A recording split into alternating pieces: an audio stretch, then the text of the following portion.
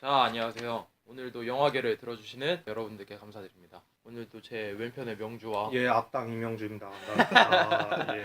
제 오른편의 스미스, 예, 안녕하세요. 김정훈입니다. 네, 그리고 저 허효식입니다. 오늘 다룰 영화는 ним포매니아 볼륨 1, 2입니다. 우울 3부작이라서 굉장히 우울한데 다행히 지금 우리가 아침에 녹음을 하고 있기 때문에 화창한 날씨라 그 우울감이 좀 떨어지는 것 같아. 오늘 영화만 봐도 누가 정했는지 알 수 있을 거예요. 그리고 저번 주 저희 형 의견이 야, 세 명이서 또 긍정적으로 가면은 이게 대립이 안 되잖아 또. 너무 재미가 없는 거 아니야 이거 그냥 찬양하는 영화 아니요. 그런데 이제 오늘 영화를 듣고 오늘은 이거 할 것 같은데 그러니까 형이 딱 세 글자로 딱 줄여서 얘기를 했어요. 뭐라고? 쓰레기라고. 영화가? 오늘은 싸워라. 어... 파이트해라. 어... 나한테 그렇게 지시를 내렸긴 했는데 아니 근데 나 이 영화 좀 깔 건데 나. 뭐야 이 사람들. 오늘 그래? 셋 다 깔는 영화야? 제가 정해가지고 나는 제가 되게 옹호적인 줄 알았고 나도. 그래가지고 오늘은 좀 치고받고 하겠구나. 나도. 아 좋다 그러고 있었는데 오늘 의외의 전개로 갔는데 난 왠지 영화 보면서 이거 뭔가 스미스가 좋아할 만한 내용인데 장면들과 그랬는데 깔 거라니까 왠지 더 나 반전이 내용 속으로 좀 이상해. 왜 저래? 갑자기? 정훈아 근데 인포매니악이 정확하게 뜻이 뭐였지? 색정광. 색정광이지. 여자 그게. 색정광. 자 그럼 일단 감독에 대해서 얘기를 좀 해봅시다. 라스 폰 트리에라는 감독이에요. 일단 데마크 감독. 정훈이라든가 효식이가 설명하기 전에 개인적으로는 이 감독이 만약에 영화제에 떴다 그러면 사람들이 저 감독 작품은 꼭 봐줘야 돼 그러면서 얘기를 많이 한단 말이야. 그런데 나는 오히려 그냥 이 사람이 만약에 영화제에 나와서 영화를 갖다 틀어준다 그럼 나 안 봐. 왜? 왜냐하면은 내가 보이우드에서도 얘기를 했지만 나에게 있어서 제일 중요한 거는 시간이요, 시간. 그리고 그 영화제에 가서 여러 작품을 보려면은 이 사람 작품을 보는 순간 내 컨디션이 깨져. 졸려. 그냥 딱 장면을 보면은 이쁘고 뭐 미학적이라든가 그런 거에 있어서는 깔 거는 별로 없거든. 근데 너무 정적이다 보니까 이걸 내가 왜 골랐지 그런 생각이 조금씩 드는 거야. 안티크라이스트 같은 거 보면은 러닝 시간 1시간 30분 조금 넘고 장면들 엄청 고어하잖아. 충격적이고.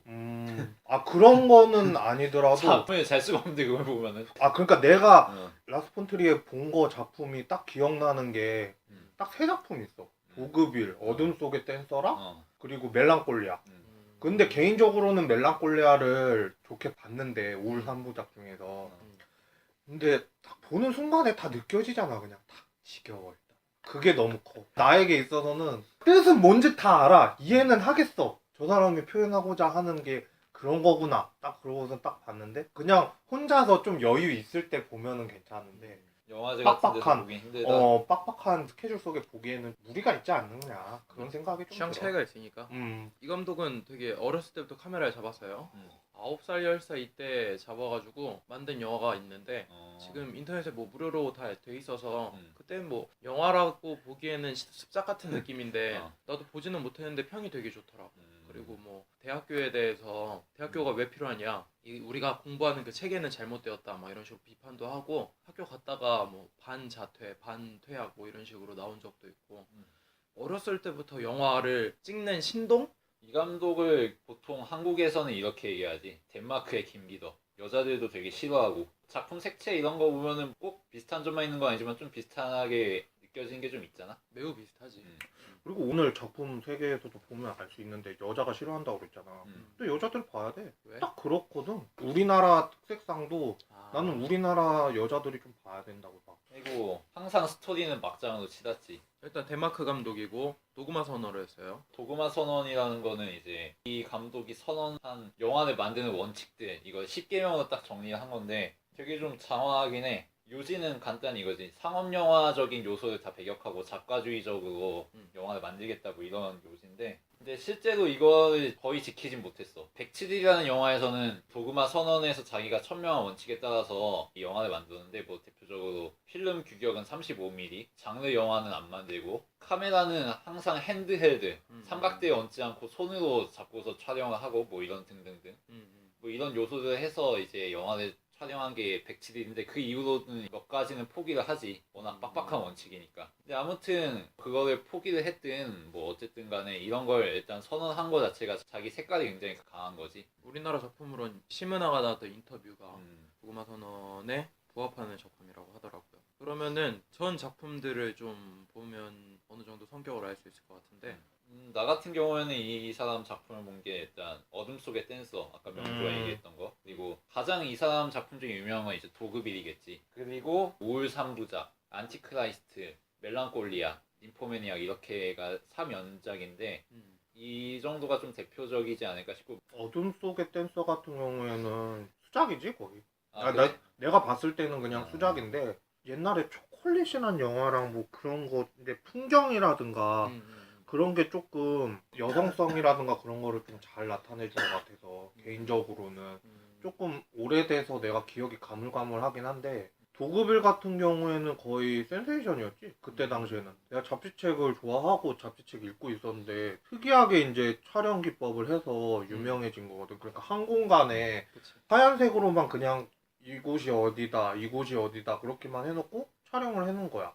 물론 주연이 니콜 키드먼이었다는 거는 우리나라에서 개봉했을 때 그게 홍보 효과였는데 근데 별로 흥행은 하지 못했지만 그래도 외국에서는 완전 찬사를 아끼지 않고 실험적이다 이런 영화가 대체 어디에서 발상해서 나왔는가 막 그런 게 이제 논란이 될 만할 정도로 그렇게 나왔었던 영화고.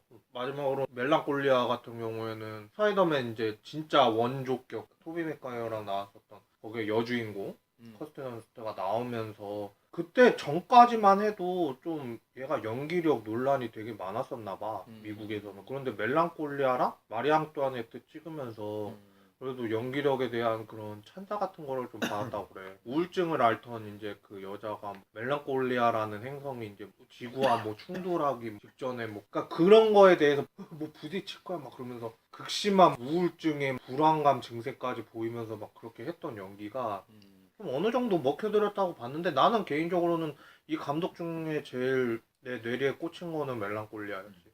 이 어둠 속의 댄서가 2000년도에 칸 영화제에서 아마 황금종려상 받았던 거 이랬지? 근데 나는 보고서 이건 솔직히 개거품이라고 생각을 했어. 왜냐면은 전체 스토리 구조가 굉장히 심파적이거든. 그리고 개연성도 없어. 눈이 먼 어머니야. 그리고 자식도 유전으로 눈이 멀 위기야. 그래서 수술비를 조금씩 모아. 원래 이 사람이 동유럽에서 미국으로 이주해 온 사람이거든.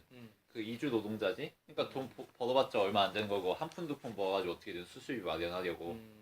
근데 옆집에 살던 남자가 자기 부인이 사치가 너무 심해서 재정적으로 커버가 안 돼. 그래서 이 사람 돈을 훔친 거야. 그래서 실갱이가 붙어. 그러다가 우발적으로 총으로 쏴서 남자가 죽어. 근데 돈의 주인이 뭐 증명이 안 된다. 이거 네 돈인지 어떻게 하냐. 그래서 얘는 무고하게 뭐 남의 돈 훔친 데다가 살인죄까지 저지른 완전 미친년으로 낙인 찍혀가지고 결국엔 재판에서 져가지고 죽는 뭐 이런 시나리오거든.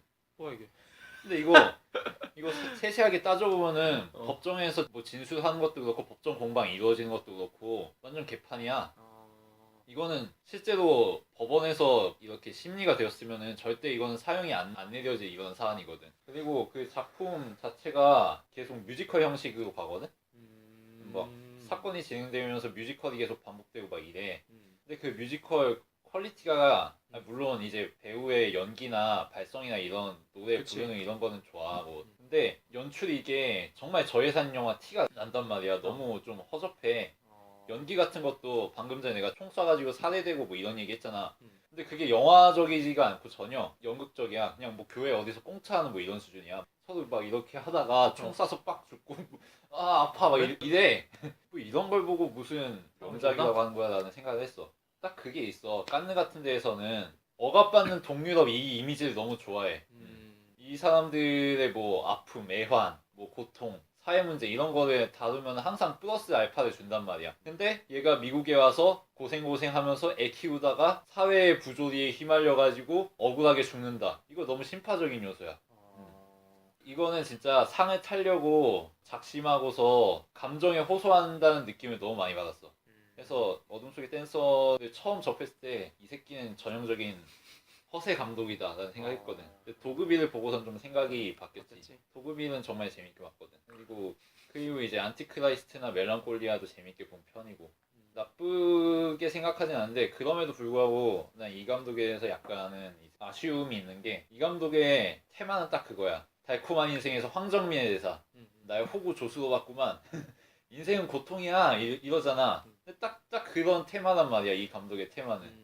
중산층 너네들 인생이 행복한 것 같고 삶의 어떤 성취나 이런 것들을 충분히 너네들이 어떻게 헤쳐나갈 수 있을 것 같고 이렇지만 결국에는 다 개판되고 뭐 이렇다고 너네들 뭐 선비인 척 하지만 다들 동물이나 다를 거 없는 속물들이라고 이런 얘기 한단 말이야. 근데 이게 사실은 잘 다루면은 좋은 소재고 그런 게 잘 다뤄진 게 이제 도구빌이나 멜랑콜리아 같은 영화라고 보는데 이게 잘못 다루면은 정말 중이병스러운 영화가 된단 말이야. 뭐 그치. 세상 사람들 다 썩었어. 뭐 이런 얘기 정말 중이나 하는 이런 생각이잖아 사실은. 그 점에서 이 감독이 항상 좀 선택이라 한다고 생각하고 걸작과 졸작의 사이에 정말 왔다 갔다 한다고 생각해. 나는 중2병 걸렸나? 나 맨날 사회 비판하고 막. 그러니까 그거 자체는 되게 나쁘지 다르다는 않은데 그거를 다루는 방식이 얼마나 세련되냐에 이 영화의 가치가 달려 있는 건데 그걸 좀 조절을 못할 때가 있다 이런 생각이 좀 있어. 요즘에 김태형 파칼럼니스트 문화평론가가 페미니즘에 대해서 막 발언했다가 존나게 까이는 박살 거를 났지. 봤는데 근데 그런 걸로 치면 있잖아 이 감독은 우리나라에 발도 못 붙여.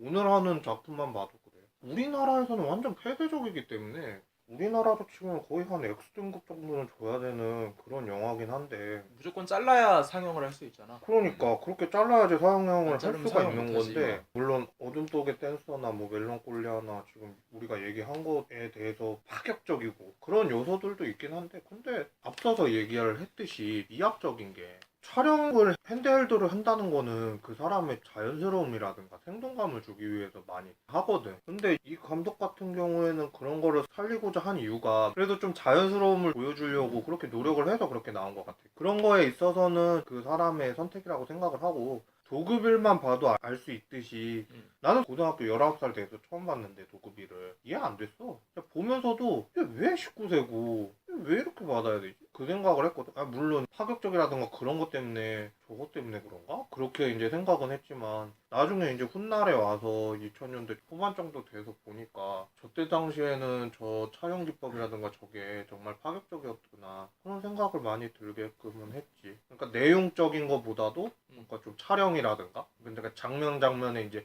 의미 부여를 하고자 하는 게 좀 커서 그래서 심파적으로 느꼈을지도 몰라 정훈이가. 자, 이게 우울 3부작의 마지막인데 우울 3부작이 안티크라이스트, 멜랑콜리아, 그리고 ним포매니악인데 안티크라이스트는 일단 어떤 작품인지. 안티크라이스트 같은 경우에는 맨 처음 시작이 아이가 죽는 걸로 시작해.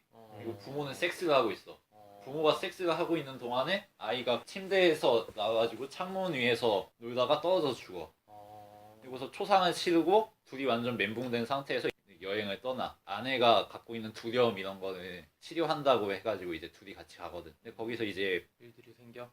예상과는 다른 방식으로 일이 진행되면서 결국은 파국을 맞이하는 이런 스토리지. 그리고 멜랑콜리아 같은 경우에는 부부의 결혼식으로 시작이 되는데 결혼은 신부 쪽에 우울증으로 인해서 파토가 나고 개판되고 결국은 이 모든 하객들과 친지들이 다 떠나고 언니와 신부와 형부와 조카만이 남지. 이 사인이 함께 생활하면서 멜랑콜리아 행성이 지구로 가까이 도달하는 것을 지켜보면서 사건이 계속 진행되는데 멜랑콜리아라는 행성의 이름부터 알 수 있듯이 우울이 지구로 가까이 다가오는 이거를 그린 영화지. 넌 하나도 안 봤냐? 거기서? 저는 도급이라고 멜랑콜리아 봤었는데 도급일은 워낙 실험적인 작품이었고 고등학교 때 봤기 때문에 굉장히 충격적이었죠. 그때 한참 내가 김기덕 감독 작품을 많이 보고 있었기 때문에 김기덕 감독을 개인적으로 굉장히 좋아하는데 이 감독도 좋아하긴 하는데 약간 김기덕 감독이나 이 감독이나 확실히 아까 스미스가 얘기한 것처럼 중이병스러운 얘기가 좀 많을 수가 있어요. 잘못 빠지면은 해석이 난해할 수도 있고 그 중에 다 볼 필요는 없고 괜찮다는 거 몇 개만 보면 될 것 같아요. 도그빌이나 멜랑콜리아 같은 경우에는 저도 추천하는 바고 멜랑콜리아는 불쾌하지 않아요. 여성들의 시선으로 봤을 때 그렇게 불쾌하지 않아서 멜랑콜리아 같은 작품은 한 번쯤 볼만한 것 같아요. 대신 좀 은유적인 표현이 많아가지고 해석이 어려울 수 있지만 이 감독의 특성들을 몇 가지 언급하자면은 항상 남성들은 자신만만해. 그리고 도덕과 이성으로 무장을 해. 나는 도덕적이고 난 이성적인 존재야. 내가 모든 걸 다 해결해 줄게. 나만 믿어. 근데 결국에는 병신들. 막판 가서 다 배신하고 끝나. 오늘 작품만 봐도 뭐 그런 특성이 많이 나오지 않는가 싶어. 그리고 여성들은 죄의식에 가득해. 그리고 그 죄의식의 기원은 사회적인 억압들이지. 주변의 시선, 사회적인 도덕. 아니, 채워지지 않는 무언가. 그 과정에서 여성들이 이제 발작을 일으켜 욕망에 허덕이고 광기에 휩싸이고 그리고 항상 야만과 자연, 본성, 동물적인 거 이런 이미지를 굉장히 강조해. 허무함 이런 것들이 굉장히 강조되고 어머니와 아들의 관계를 또 굉장히 강조하지. 아까 말한 어둠 속의 댄서 같은 경우도 아들 먹여 살리는 어머니에 대해서 집중 조명한 거고 도그빌 같은 경우에는 니콜 키드먼이 주연했는데 니콜 키드먼은 아이가 없지만 마을 아이들과 유사 부모 같은 관계를 가지잖아. 근데 애들이 니콜 키드먼 엄청 괴롭히고 그리고 안티크라이스트는 방금 얘기했듯이 자식이 추락사하면서 어머니가 죄의식을 가지는 것부터 영화를 시작해. 그리고 멜랑콜리아 같은 경우도 언니와 그 언니의 아들 간의 무성애 뭐 이런 거가 좀 부각이 되잖아. 그리고 오늘 영화에서도 어머니와 자식의 관계를 좀 집중적으로 다루는 부분이 있단 말이야. 사실 이 감독이 좀 가정 환경이 불우했어. 좀 부모에 의해서 방치된 상태로 좀 컸고 그래서 사랑을 잘 못 받고 큰 감독이야. 그 점이 아마 좀 반영이 되지 않나. 막상 오늘 영화에선 아버지한테 받은 사랑은 있는데 본인이 자식한테 주는 사랑은 별로 없어. 대놓고 싫어했다고 하고. 자기 어머니가 좀 그랬다고 해. 자, 그러면은 배우들에 대해서 얘기를 좀 해봐야 될 것 같습니다. 거의 원탑이라고 봐야 될까요? 샤를로트 갱스부르. 발음하기도 어려워요. 쉽게 설명을 해주자면 또 웰컴 삼바 봤잖아. 이번에 이제 개봉할 영화. 회사회로 봤지만 프랑스 내에서는 거의 국민 배우지. 그러니까 우리나라에서는 뜨다시피 한 배우는 한두 편 정도 나오는 편이잖아. 우리나라에서. 근데 이 사람은 다작하는 편이라서 엄청 많이 찍더라고. 작품을. 많이 찍고 장르 구분 다 버리고 많이 나오는 편이라서 대표작으로 뭐 이거다 저거다 그렇게 하기보다도 나는 포괄적으로 설명하자면 그렇게 설명할 수 있을 것 같아. 국민 배우고 여기에서는 좀 파격적이게 이제 나오긴 했지만 또 감성적으로 또 다가갈 때도 있고 섹시하다 뭐 그런 사람들도 있는데 그것까진 모르겠어. 섹시한 건 잘 모르겠어. 거기에서 평론가가 평론하는데 참. 이 사람은 트리의 이 우울 3부작에 다 출연했지. 안티크라이스트의 그래 주인공. 특징적인 게 그거다. 그리고 멜랑콜리아에서는 주연급이었지 거기서도. 그리고 여기서는 아예 원탑 주인공이고. 거의 페르소나 같아. 그러니까 후반부에는. 트리의 페르소나지. 이 세 작품만 봐도 진짜 아니 이 사람은 트리에하고 계속 작품을 하고 싶은 생각이 들까 좀 싶지. 왜? 아니 너무 막 굴리잖아. 섹스씬도 한 영화마다 한 대여섯 번씩은 찍고 안티크라이스트 이런 데서는 광기 어린 역 이런 거 해가지고 연기 부담도 엄청나고 거의 학대 수준의 연기를 시킨단 말이야 또 라스폰트리에가. 그래서 어둠 속의 댄서에서 비오크하고 라스폰트리에하고 완전 싸움 났었어. 저 개새끼는 배우한테 배려가 전혀 없는 개새끼라고 해가지고 비오크하고 라스폰트리에하고 더 이상 작업 안 해. 그리고 니콜 키드먼 같은 경우도 불만을 좀 예전에 많이 표한 적이 있고. 아무튼 그래서 라스폰트리의 작품을 하면은 여배우가 완전 망가진다 뭐 이런 얘기까지 있었는데 근데 뭐 이 배우는 지금 3연속 같이 하고 있으니까 대단하다면 대단한 거죠 어떻게 보면. 뭔가 통하는 게 있는 것 같아. 내가 봤을 때. 이 배우를 보면 약간 얼굴에 허전함이 느껴져. 얼굴에 뭔가 갈급한 거를 요하는 느낌? 그런 표정이 얼굴에 항상 드러나 있어. 항상 뭔가 충격되지 않는 느낌.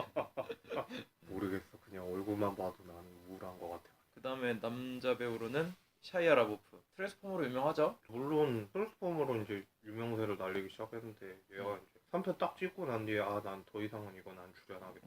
트랜스포머? 그 출연 안 하겠다 그러고서는 이제 다양한 이제 작품으로 간다는 데에서는 찰리 컨트리맨이라고 이제 개봉을 했었었는데 작년에 샤이아 라보프의 연기도 좀 인상적이긴 했는데 림포매니악 같은 경우에는 그래도 예술 영화 같은데 하나 출연을 하고 싶었나 봐. 그래서 출연한 거 아닌가라는 생각이 들어. 얘가 좀 웃긴 게 작년 이맘때 은퇴 선언을 했거든? 그래? 영화계에서? 배우 은퇴 선언을 했어. 그러다가 다시 간 거 아니야? 근데 이 림포매니악 이거 베를린 영화제 주연 배우 초청받았거든. 근데 거기서 어땠냐면 얘가 종이백을 머리에 뒤집어 쓴 다음에 나는 유명하지 않다 그걸 종이백 위에 써놓고 들어갔대. 뭐야 그거 갑자기? 좀 이상하지? 얘도 얘도 좀- 좀 있었대. 정상이 아니구만? 유명인 중에서 정상인인 사람이 거의 없는 것 같긴 해. 진짜 특이한 애네. 음. 그리고 또 나머지 배우 중에는 우마 서먼 정도? 우마 서먼이 이제 이 작품에서 비중이 그렇게 많진 않은데 특정 파트에서 굉장히 중요한 역할을 하지. 그 주인공이 외도하고 있는 남편과 붙어먹고 있다는 것을 알고 급습해서 쳐들어가지고 완전 떡실신 시켜놓고 나오는 뭐 이런 역할로. 이런 상황 설정이 김기덕 감독 영화에서 굉장히 많아. 굉장히 그 부도덕한 자리에 정의로운 얘기를 할 수밖에 없는 사람이 나타나서 모든 관객들과 모든 배우들을 불편하게 만드는 그런 상황 설정. 역시 칼 한 자루를 들고 역시 우마사마는 그게 또 어울리지 않나 그런 생각과 함께 말로 그냥 초토화시켜버리는 그런 장면을 보면서 역시 액션이 제일 잘 어울리는 여배우가 아닌가라는 생각이 들었어. 굉장하지. 자, 그러면은 본격적으로 영화에 대해서 얘기를 좀 해보도록 하겠습니다. 자, 일단 영화가 볼륨 1, 볼륨 2인데 원래는 그냥 한 작품이죠. 원래는 5시간 반짜리 영화인데 이걸 편집을 해서 4시간짜리로 만들고 두 개로 나눠서 2시간 2시간 해서 개봉을 했지. 원래는 4시간 개봉이라며. 근데 우리나라는 4시간까지 개봉하기가 어려우니까 누가 봐 그럼. 한 작품 하고 2주 뒤에 한 작품 하는 식으로. 명주는 극장에서 본 것 같은데. 내 표정만 봐봐 알 수 있잖아. 지루해 벌써. 4시간 5시간 반 그 드는 순간부터 지루해. 이게 그러니까 원투로 만든 이유는 예전에 킬빌 원투 할 때도 논란이 있었던 거는 킬빌도 압축시키면 한 3시간 반짜리로 만들 수 있었거든. 근데 그거를 굳이 볼륨 1, 볼륨 2로 만든 이유를 뭐냐. 그러니까 배급사에서 원했다 이거지. ним포매니악 같은 경우에도 나는 그랬을 가능성이 크다고 보기는 하지만 라스폰트리의 그 감독 특성상 이 아저씨가 할 말이 많을 수도 있기 때문에 그렇게 나눴을 수 있다고도 생각은 하는데 그 이제 한 여자가 이제 이야기를 하면서 이제 시작을 하는 거잖아 이제. 너무 질질 끈 거 아닌가라는 생각이 먼저 들더라고. 원래는 5시간 반 그대로 개봉하려고 했었어 트리에는. 근데 배급사에서 아이 그건 말도 안 된다. 좀 편집을 하자 이래가지고 그러니까 2시간짜리 곱하기 2로 하겠다 이러니까 트리에가 뭐 좋다 근데 편집은 내가 안 할 거다 내 소관이 아니다 이렇게 선을 그었지. 그게 만약에 한꺼번에 나왔다고 치면은 물론 나 같은 사람은 이제 지루하다 하면서도 계속 봤겠지만 근데 둘로 나누면서 따로따로 이제 보는 관객의 입장으로서는 돈을 또 2번 내고 그치. 그렇게 생각할 수밖에 없다고. 그냥 얘네들이 상업적으로 이렇게 이용해 먹으려고 헤쳐 먹으려고 하는구나 그 생각밖에는 안 되기 때문에. 아니 우리나라에서 반지의 제왕도 막 3시간 15분 막 그런 거 잘만 틀어주더만 그렇게 이제 뭐 틀던가 뭐 그랬어야지. 나는 맞다고는 보아. 자, 그러면은 볼륨 1부터 얘기를 좀 해야 될 것 같아요.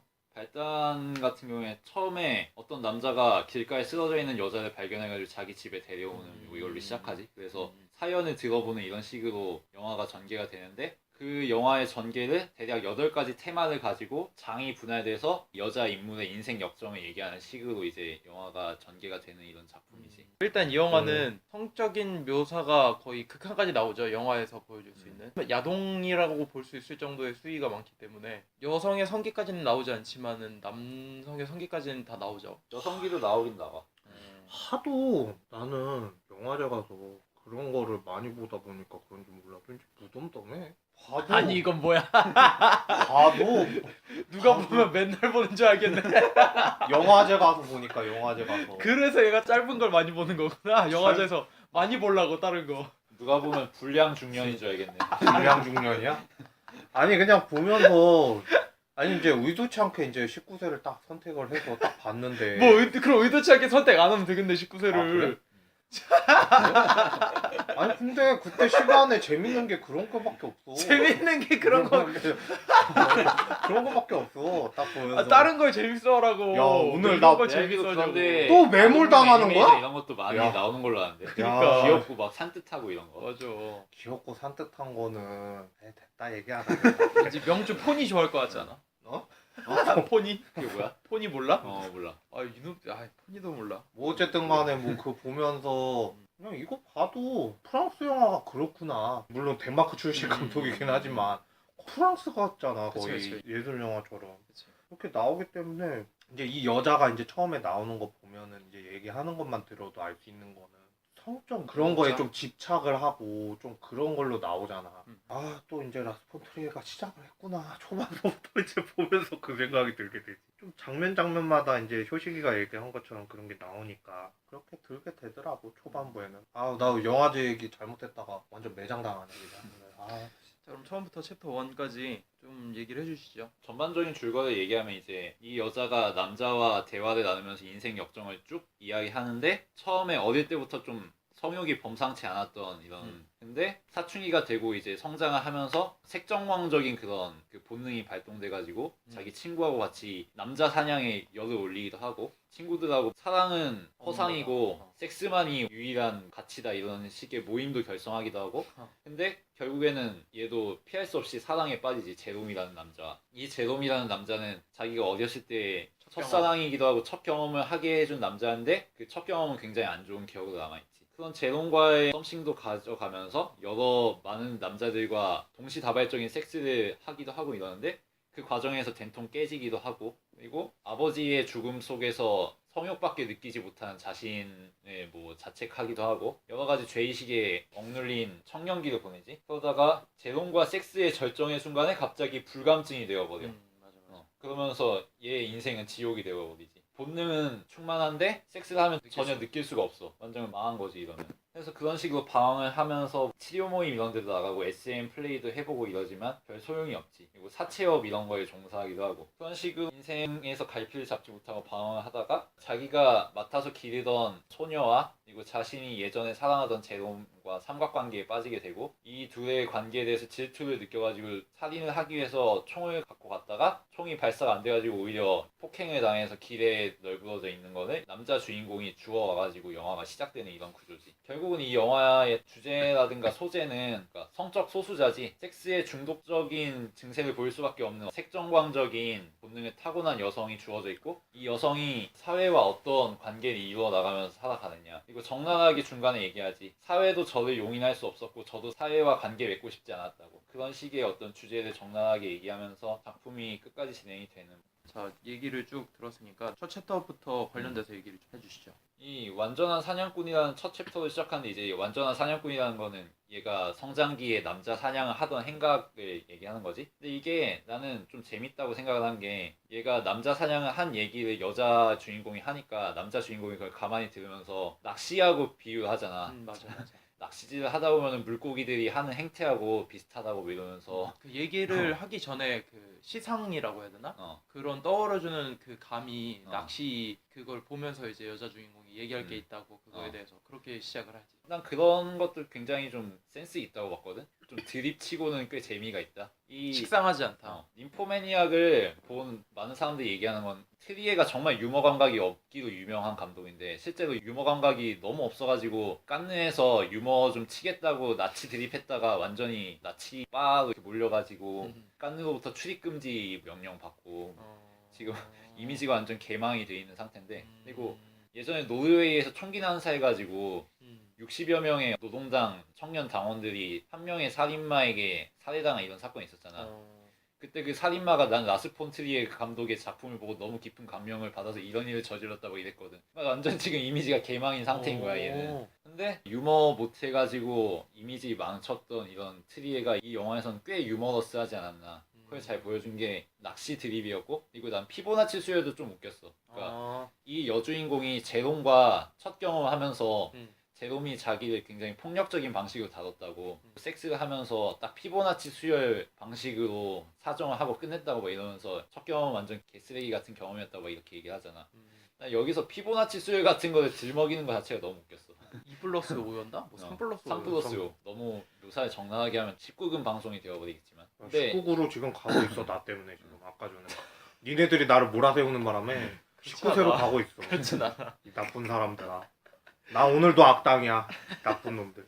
그리고 피보나치 수혈은 유머 소재기도 하지만 좀 상징적인 소재기도 하지. 남성적인 섹스의 폭력성? 피보나치 수혈 자체가 굉장히 정돈되어 있고 질서정연한 이런 거잖아. 근데 이 영화의 주인공은 계속 그 질서정연한 사회 질서로부터 일탈하고자 하는 주인공이잖아.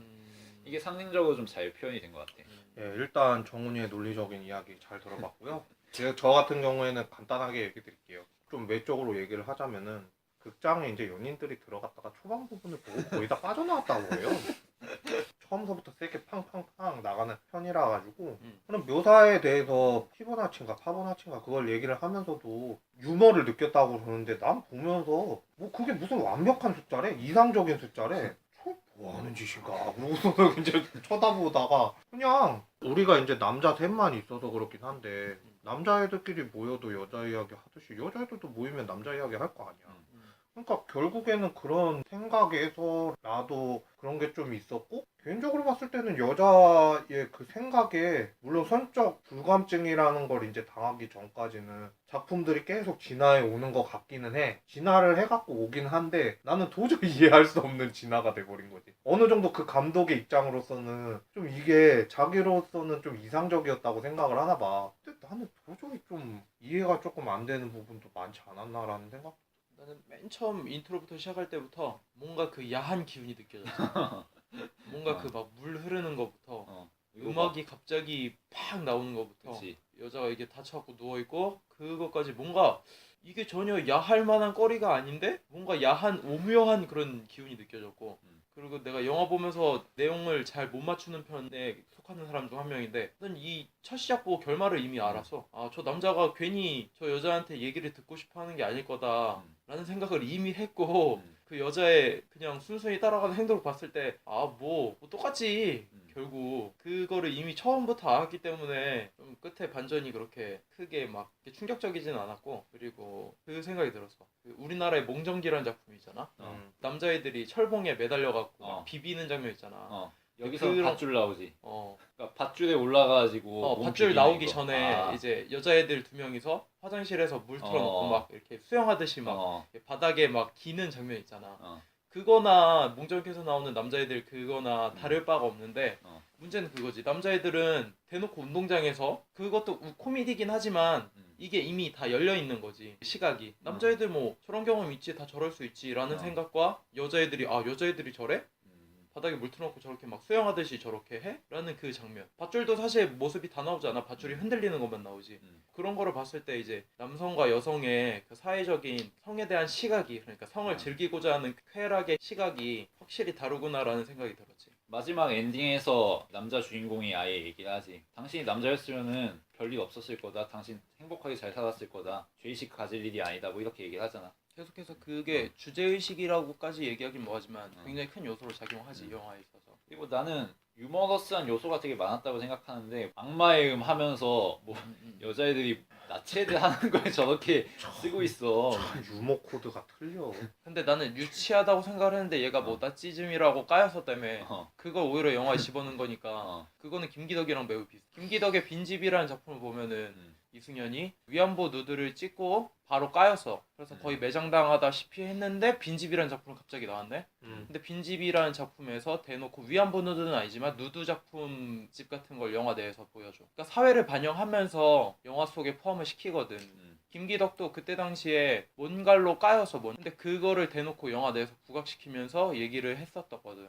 분명히 김기덕이랑 공통되는 장면이 있네. 이게 나치드립 나온 게 멜랑콜리아 찍고 깐느 가서 개드립 치다가 망한 거였지. 그 다음에 이 작품이 나온 거고. 그러니까 연관성이 어느 정도 있겠지. 이 완전한 사냥꾼 챕터 보면은 굉장히 좀 대담하다고 해야 되나? 기차에서 이제 남자를 꼬시는 방법을 조금 배운 다음에 초콜릿을 얻기 위하여 친구랑 본인이랑 누가 더 남자와 많이 섹스를 하느냐 많이 한 사람이 초콜릿을 먹는 걸로 그런 얘기를 하지.